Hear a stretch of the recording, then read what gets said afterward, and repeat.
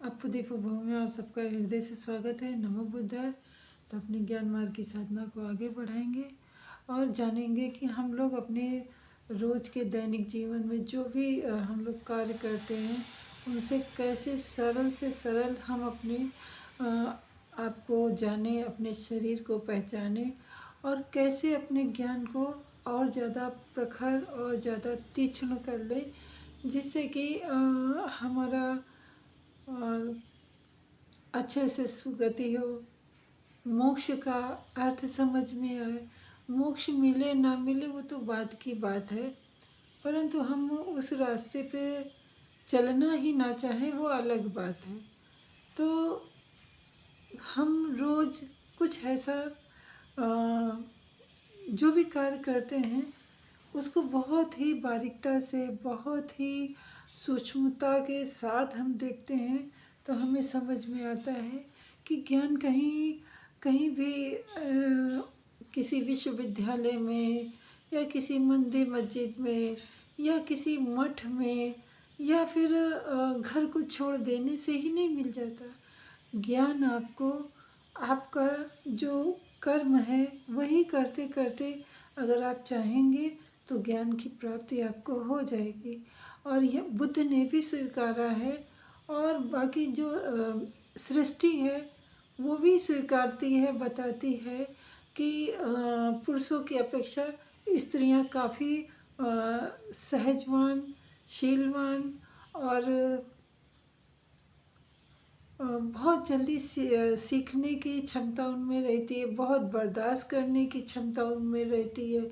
अब धरती को माँ क्यों कहते हैं? इसीलिए कहते हैं ना कि धरती पर अनेकों जीव ऐसे हुए हैं, उसके होने के बावजूद भी धरती माता बराबर अपना जो भी अच्छा गुण है वो देती रहती है। उनका भोजन है, उनके रहने का है, उनके मतलब हर चीज़ से सुविधा देती रहती है, परंतु अपने दर्द को कभी नहीं बताती। पर जब ज़रूरत से ज़्यादा हो जाता है तब चाहे ये 3.5 हाथ की काया वाली माँ हो, चाहे ये धरती माँ हो, चाहे कोई भी हो, उसको तकलीफ़ होती है। और इस समय अपनी धरती माँ को हो रही है। और इस पे रहने वाले जो इस धरा के जो अपने आप को मालिक समझते हैं उनको रत्ती भर भी एहसास नहीं ना कि जिसको माँ माँ चिल्ला रहे हैं वो कितनी तकलीफ़ में है। आखिर सुख किससे मिलता है? पृथ्वी को उसकी प्रकृति से, उसके सुंदर वातावरण से, उसकी शीतलता से। तो और शीतलता कहाँ से मिलती है? पेड़ पौधों से। और वर्तमान समय में हमारी जो वर्तमान की सरकार है वो इस पे नहीं ध्यान दे रही, ये एक चिंता का विषय है।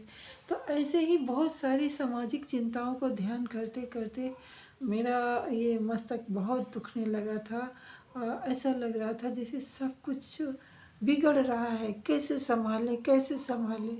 उस अवस्था में मुझे बुद्ध जी की एक बात याद आई जो आप लोगों के साथ में साझा कर रही हूँ कि जब ज़रूरत से ज़्यादा समस्या हो या फिर ज़रूरत से ज़्यादा मन व्यथित हो, विचलित हो और सब कुछ आपके आँखों के सामने है कि ये खराब हो रहा है, ये बिगड़ रहा है, फिर भी आप ना चाह के भी आप ना कर पाने में सक्षम हो, अक्षम हो, मतलब हम नहीं कर पा रहे हैं। क्योंकि कोई कार्य ऐसा हो, चाहे अभी माझी जी का नाम आपने बहुत सुना होगा।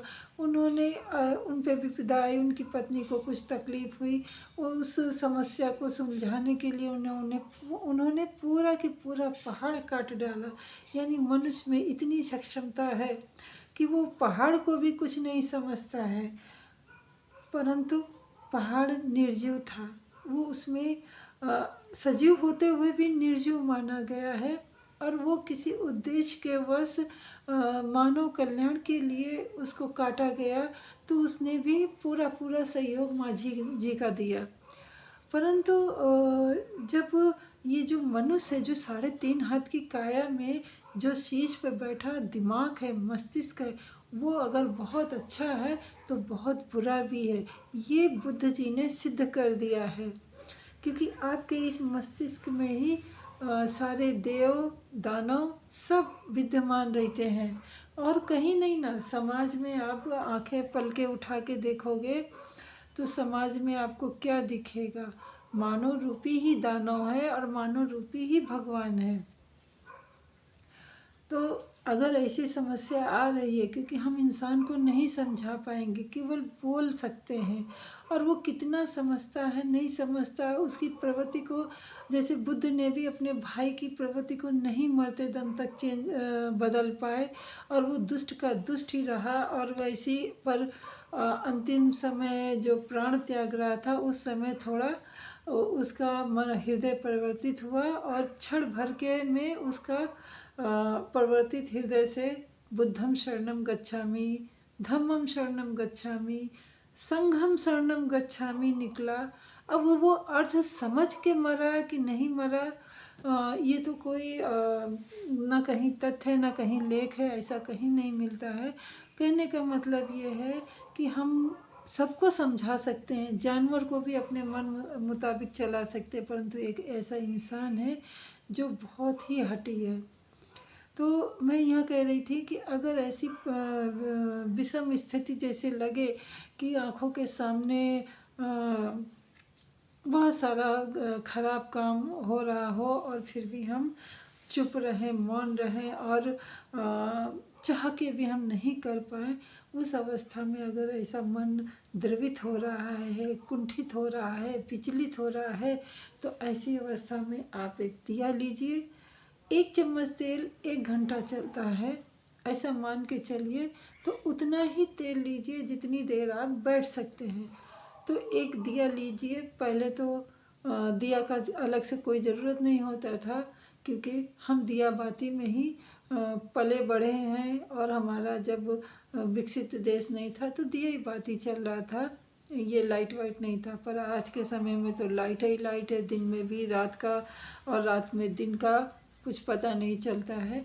तो इस समय के अनुसार आप एक दिया ले लीजिए, बाती ले लीजिए, उसमें तेल डालिए जितनी देर आप बैठे, और उस जलती दिया को जला लीजिए, और उस जलती हुई दिया को एक टक आप देखते रहिए, जिसको त्रिटक भी बोलते हैं।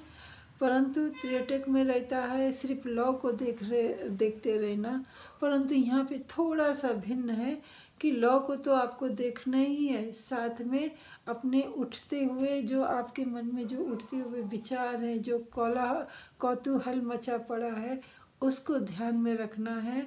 जो सांस चल रही है उसको ध्यान में रखना है। बस त्रिटक और ये अपने आप को परखने में यही फ़र्क है। तो उस दिया को देखते रहिए आप, और अपने मन में जो विचार उठ रहे हैं उनका अवलोकन करते रहिए, सांसों पे ध्यान देते रहिए। संवेदनाएं जो आपके शरीर में उठ रही हैं उनका पूर्व अवलोकन करते रहिए।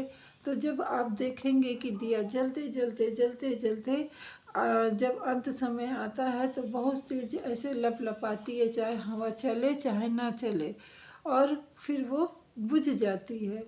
तो आपने देखा कि दिया तेल ख़त्म हो गया और आप बैठे रहे, तो आपने देखा आप एक ही स्थान पे बैठे रहे, आपने कुछ भी नहीं किया, फिर भी तेल ख़त्म हो गया। जब तक तेल था तब तक रोशनी थी, और जब तेल नहीं तो रोशनी भी नहीं, और दिया वैसे की वैसे पड़ा रहा, और आप भी वैसे की वैसे बैठे रहे। तो तेल क्या है? समय है। बाती क्या है? आप हो। प्रकाश क्या है? ज्ञान है। तो इस तरीके से जब आप उसको समझने की कोशिश करेंगे तो आप चाहेंगे, देखेंगे कि आप चाहे कुछ करें या ना करें, अच्छा बुरा जो भी करें, तेल कभी रुकता नहीं है, यानी समय कभी रुकता नहीं है। समय धीरे धीरे धीरे धीरे आपका जीवन जीते जाता है, जैसे कि बाती जलती जाती है। तो बाती क्या है? हमारा ये शरीर है ना, हमारा ये जीवन है।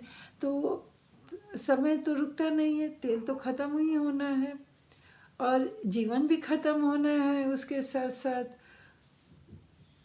तो इस रहते हुए जीवन में हमें धुआं फेंकता हुआ बाती बनना है, या फिर एक प्रकाशवान होके अपना जीवन जीते हुए, और दूसरों को भी अगर प्रकाश कोई ले तो ले, ना ले तो कम से कम आप अपने लिए तो प्रकाश बन ही सकते हो।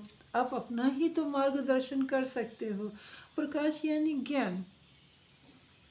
तो अपने ज्ञान के लिए आपको खुद जलना होगा, समय की परवाह करनी होगी, और अपना वर्तमान जो आसपास हो रहा है क्रियाएं, उसका अवलोकन करते जाना है।